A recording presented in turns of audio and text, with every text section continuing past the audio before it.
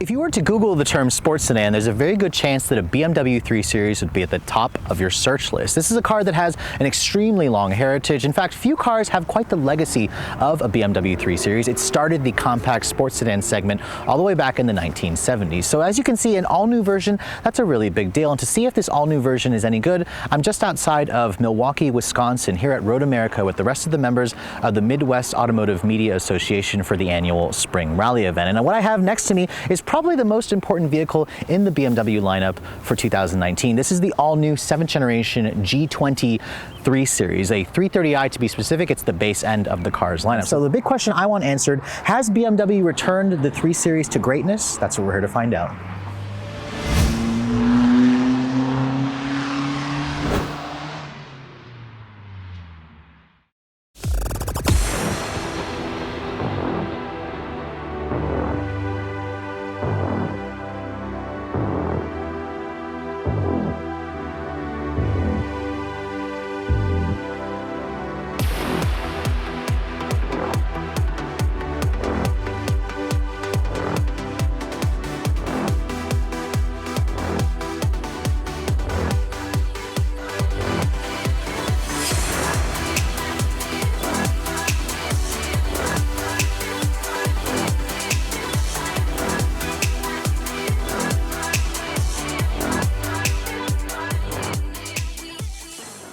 So over the years, BMW has been heavily criticized for being too safe with their exterior designs. In fact, everything kind of looks the same, even though it's all new. And you can see for the all-new version of the 3 Series, the company definitely took this car in a different direction. You can tell it's all new, but it also still has the essence, the flavors of a 3 Series with the twin kidney grills, these headlights that kind of wrap around the grille. Now, speaking of the headlights, all 3 Series models will now come standard with LED headlights, which is a huge upgrade over the previous generation, which had halogens. This particular one that I'm showing you is the M Sport model with the upgraded laser headlights. That's right, this car has laser headlights. They are dumbed down slightly here for the North American market because we can't really have the full laser headlights available here. But overall, I would love to try this car at night because BMW says this extends light much further out. You also have LED turn signals, you have LED daytime running lights, and then you have LED fog lights here at the lower fascia. This particular one here in the Alpine white with the M Sport package with the black accents definitely makes this thing look a lot more aggressive. Usually, if you guys get like a base 330i, it just looks a little too much like a rental car, too much like a service loaner.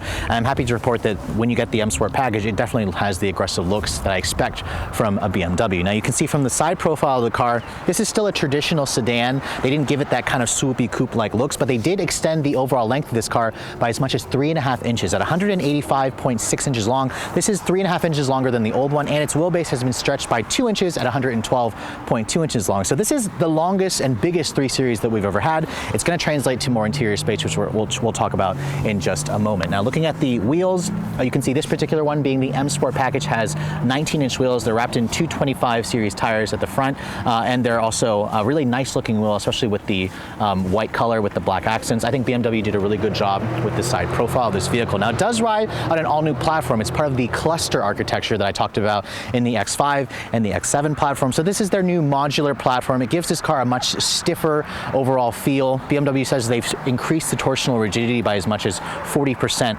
versus the previous generation model. You can see it's got the signature kink over here at the back with the D-pillar. And overall, I think BMW's done a good job. The car is still relatively conservative, but I think that a lot of people are going to instantly recognize it as a 3 Series, and it's not going to shy away from the traditional purist kind of buyer. Now at the rear, you can see it's completely different versus the previous generation. It almost kind of looks like a Lexus at times, maybe even some Mazda thrown in. It's definitely not quite as distinctive as the front. You may, forget this is a BMW if I covered up all the BMW badges. This one here being the 330i also has the all-wheel drive model because of the xDrive badges. And then over here, now the 330i's come with a dual exhaust setup. This used to be reserved for the 6-cylinder engine, but now it's coming on the 4-cylinder. Let's start this thing up and let you guys hear it really quick.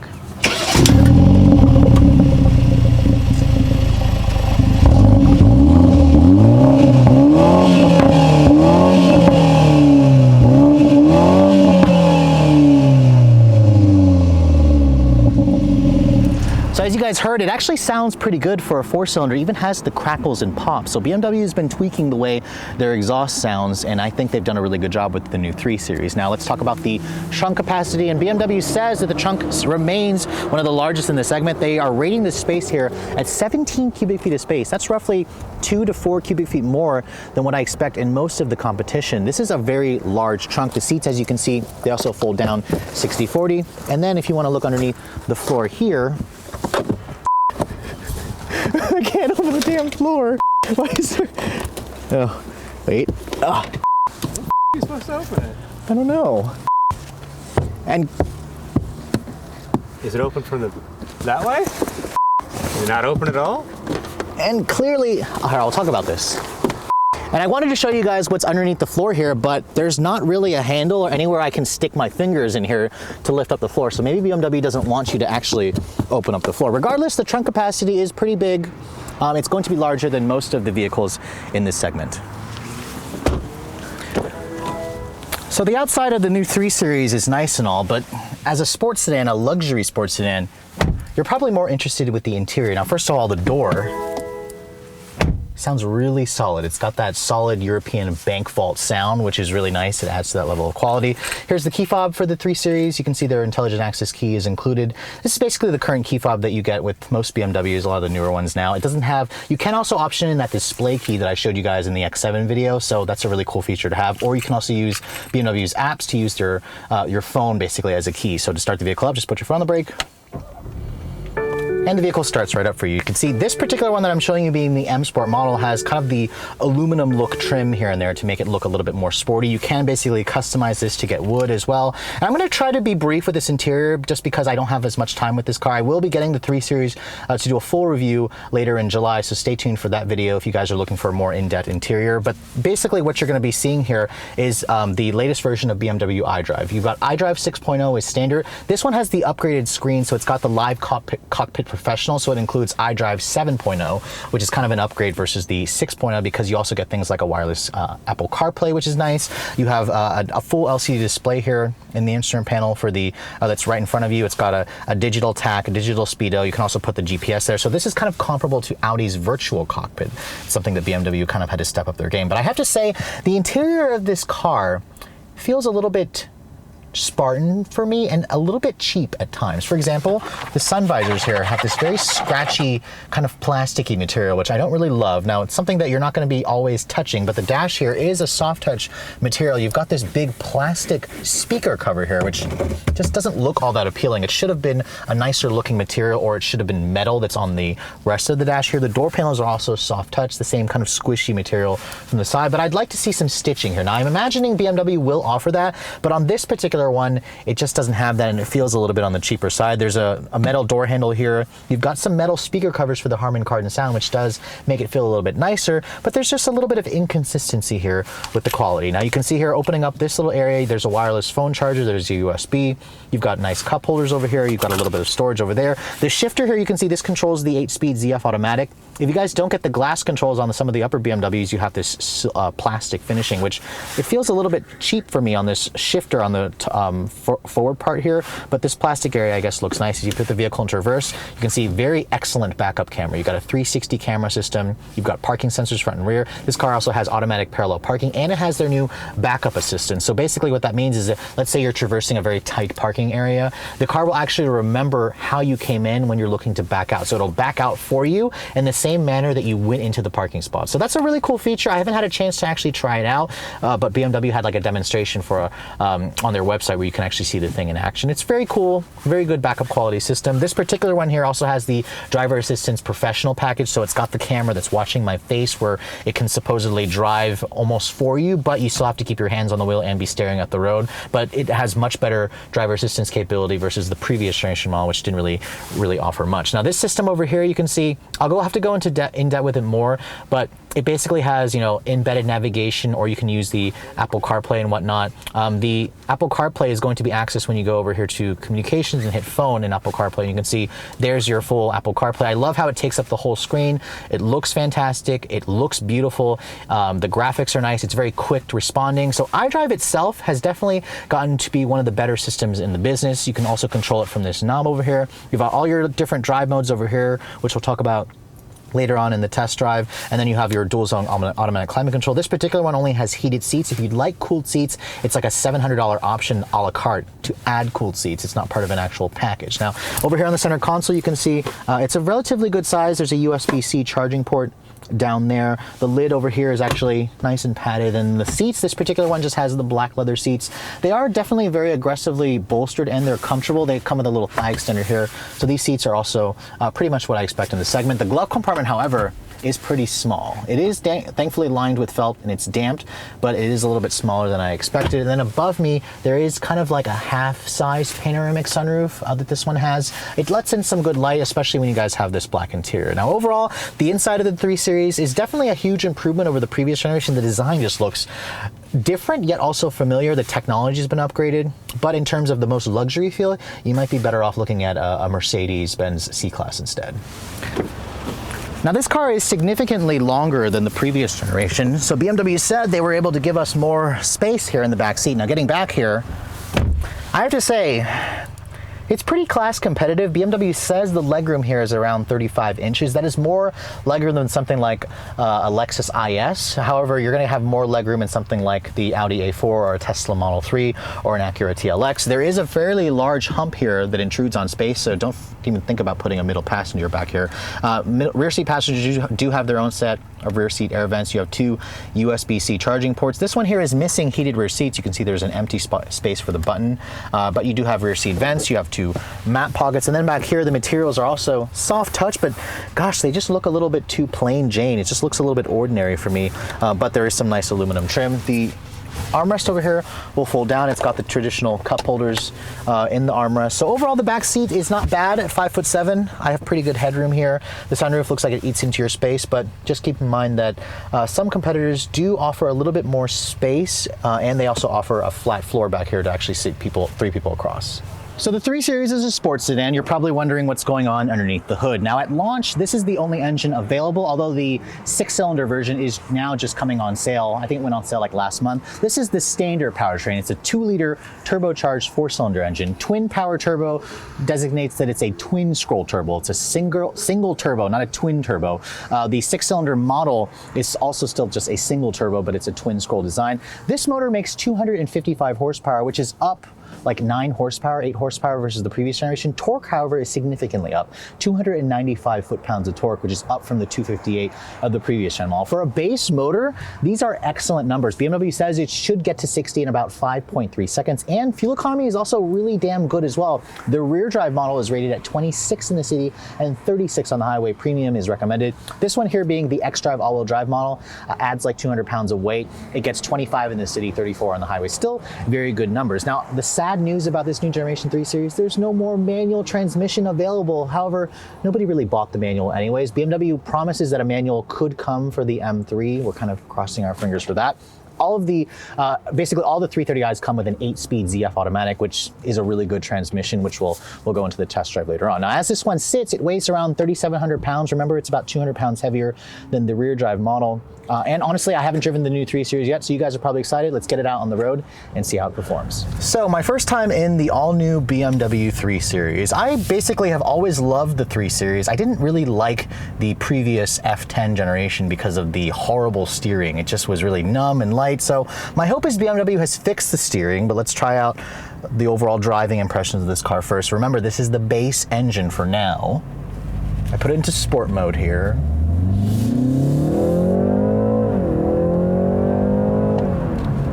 Okay, it accelerates very impressively for a base model 3 Series. The noise is interesting because it sounds better from the outside of the car. I'm hearing a lot of induction noise. There's a lot of amplifying of the noise. The 8-speed auto though is really good. This is the ZF 8-speed that pretty much everybody loves.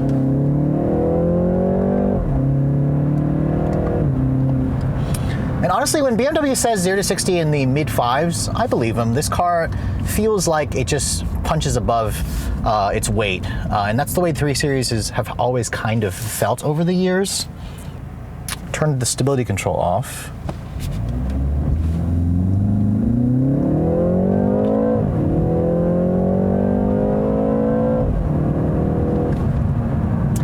And yeah, this thing for a base motor is very impressive. I mean, it's going to keep up with basically, you know, the Mercedes. Actually, it feels quicker than the last C300 I drove. It feels about the same as the last A4 2-liter I drove with the 7-speed dual clutch. This 8-speed has very quick shifts. It feels very similarly to the 7-speed dual clutch that you get in the Audi. But the one thing I am noticing, this road, however, is pretty terrible. But the ride quality in this car does feel firm. But let's go into comfort. This car does have an adaptive suspension. And it's still a little bumpy, but 3 Series in general haven't really always been the most comfortable. They're firm. They're supposed to be firm. It's a sports sedan, but the 19-inch wheels, the M Sport package, they do affect the ride quality. So I would suggest checking out this car and the more, you know, luxury-oriented trim lines if you guys are looking for the all-out, you know, most comfortable ride quality. But the car doesn't really feel like it changes all that much in terms of the character whenever you switch between the modes. But I will say the steering in this car has been markedly improved over the F10 generation. It has more feel, it has more heft to it. I wouldn't say it's still class leading.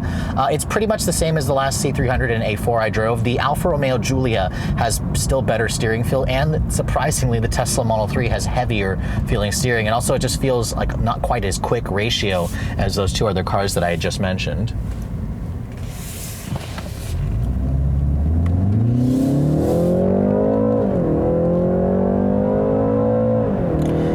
It takes a little bit of second though to get it going. It feels like there's slight turbo lag from this engine, but once it does get going, the power that it just gives you, it just seriously is going to be more than enough. I mean, I haven't driven the M340i, which essentially has the same motor that's in the Z4, which is essentially the same motor in the Supra, but you know, typical BMW, they tend to underrate their engines. This 4-cylinder is good. I'm not so sure about the sound. The fake noise that I'm hearing mostly from the front of the car just isn't good. Now, in terms of the handling, remember, BMWs are supposed to be the ultimate driving machine, and this thing definitely feels like it's been seriously just made a lot more sharp versus the previous generation. The old 3 Series just felt a little too disconnected. It just didn't feel like a sports sedan at times. This new one definitely has that typical 3 Series feel that a lot of people are looking for. I just wish that they offered a manual transmission again. It's just, they definitely wanted to up the technology in this car and the luxury quotient, although the interior doesn't really feel like it's that luxurious. So let's try the launch control one more time on this car. Sport mode, traction control off, floor it. Launch control active. Okay, that was better. A little bit of a harsh shift when it first shifts from first to second. But this car is quick. I mean, I'm impressed. This will keep up with the A4s, probably should be able to keep up with like a Model 3, not the dual motor one, but I mean, obviously with an electric car, you're still waiting for, you know, all the, you know, the transmission to shift, the gas to explode, whatever. You're still waiting, but this is very, very good for what it is. And I think it should satisfy a lot of people looking for just the base Model 3 Series. It definitely looks a lot better. It feels more refined. They've basically made everything better. I'm just not entirely sure that it feels like the old E90 3 Series. That's the generation that everybody loved for its heavy steering feel, or the E46. But again, this is a modern BMW, so it can't always feel that way. You have to add modern tech features to this thing. But I am very curious to drive the M340i, and then of course the upcoming M3 and M4. Those are going to be obviously the pinnacle of the 3 Series lineup, but for a base motor, this new one definitely has brought itself back up on the totem pole. They've really fallen behind, but now they've kind of brought themselves back up to the same level as the A4 and the Mercedes-Benz C300.